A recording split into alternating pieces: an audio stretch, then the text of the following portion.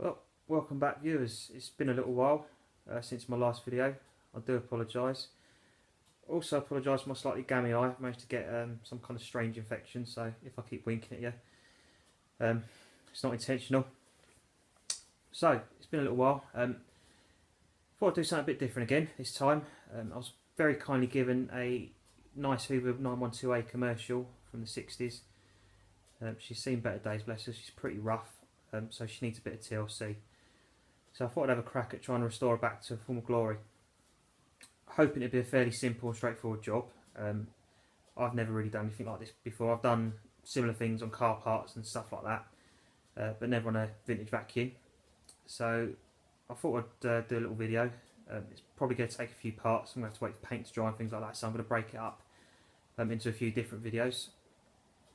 But we'll see how it goes. Hopefully she'll be looking beautiful once more after a bit of TLC. So keep watching. So here she is, one rather well used and abused Hoover 912A from around the mid 60s. So she's getting on for at least 50 odd years old now. She's not looking too bad considering, but she definitely needs some TLC. You can see the hammerite finish is looking pretty rough. I've opened her up to make sure all her internal gubbins are good, and she powers up lovely. Got a new headlight bulb for her as well, so she lights up nice and bright too.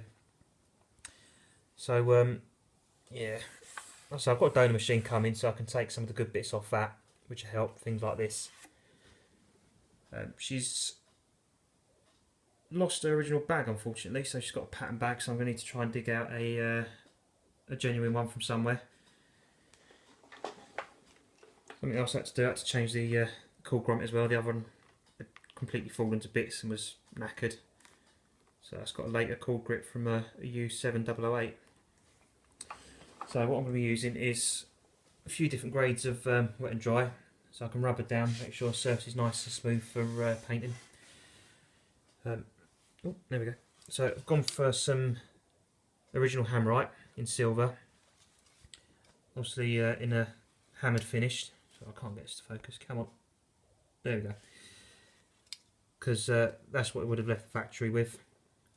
You can still just about see it. The good thing about this is it's basically the primer, undercoat and top coat all in one, allegedly.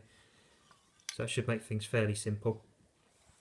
For the handle I've just got some bog standard gloss black, sorry, there, put my teeth in, gloss black spray paint. I think that's going to need a bit more work because the handle's pretty rusted and pitted. But we'll give it a try, see how it comes out. So yeah, I'm going to start with taking the top of the hood off and taking the headlight cover off as well. That's going to need some separate work, I think. I think it's mainly just dirt on this. It should come up, yeah, it should come up a bit better after a bit of a clean. So I'm going to do the top of the hood first, and then I'll probably crack on with the base. So keep watching. Right then, so as you can see, I've taken the machine apart. We've got the base unit, the hood, badge, headlight cover and the handle. And I've put the screws aside, be careful not to lose those. So after 50 odd years of use, there's going to be quite a bit of surface dirt. So I've got my my trusty George, my very well endowed trusty George with his very long hose to assist with that. So we're going to start by just getting rid of some of the surface crap off the machine, just so the surface is nice and clean and free from any contaminants that are going to affect the paint finish. Okay, so as I said before, I'm going to start with the hood simply because it's the easiest part to do. I'm going to start with some 240 grades wet and dry. It's pretty coarse, this one, and that should help get rid of some of the more serious gouges and things like that out of it. Once I've done that, I'm going to move down to some 800 grade, a bit finer, and we'll go from there and see how it looks. Ideally I'd like to be doing this outside, but it's peeing down with rain today, so I can't. So I'm going to do it inside. Just bear in mind obviously that there's going to be some mesh generated. I've got George on hand to help out with that. If you're spraying inside, obviously do it in a well ventilated area, the window's wide open. You don't want to be gassing yourself as you're doing it. So keep watching and we'll see what happens. Right, so I've started off with the coarsest layer of wet and dry.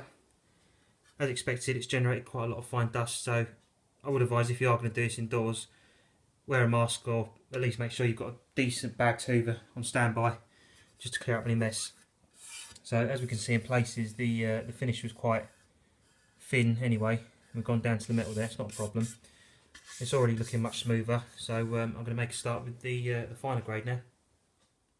Okay, so we're getting there. There's no real secret to this, or no real sort of trick or anything like that. One thing I've learnt from working on my cars in the past is the best thing to do is just be thorough.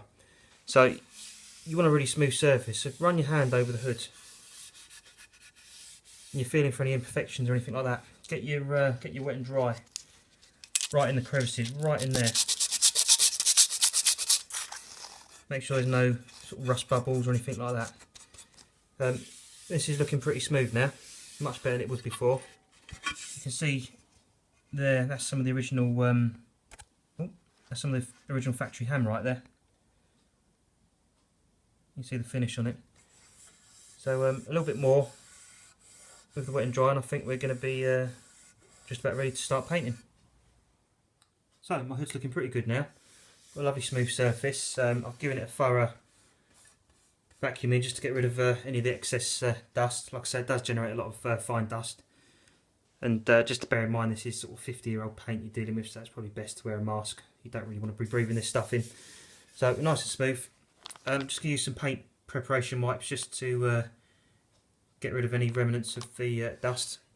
And then we can start painting. Right, so we're ready to put the first coat on. Again, there's no secret or trick to getting this right. Best thing I find is just to start off gently with a very light coat.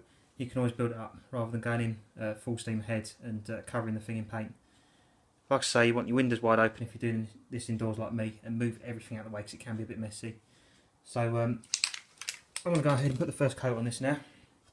Like I say, I've cleaned it up with some paint preparation wipes. It's nice and clean, nice and smooth, just how we want it. So it's going to be a bit difficult trying to do this one-handed, but let's give it a go.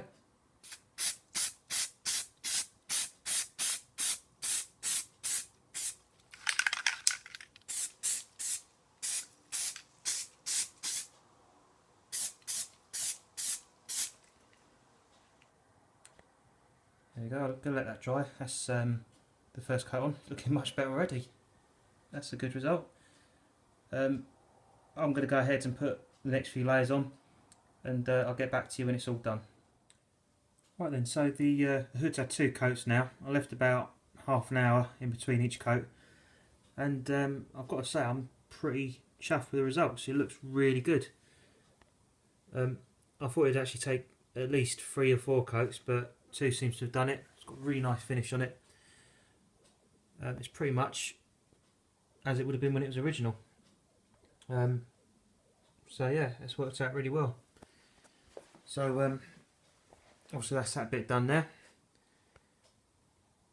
There we go. Really chuffed with that. Really good. So in part 2, I'm going to tackle obviously the base in the machine. It's going to be a bit more difficult because I'm going to have to mask up all the bumper, obviously cover the motor up and things like that. Ideally, I'd like to take the bumper off, but I haven't got a rivet gun, so I can't rivet it back on, unfortunately, so I'm going to have to do it with the bumper on and just mask it up really well.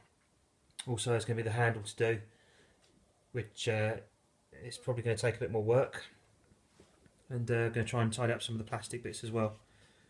So yeah, thanks for watching. Hope it's been informative and fairly interesting.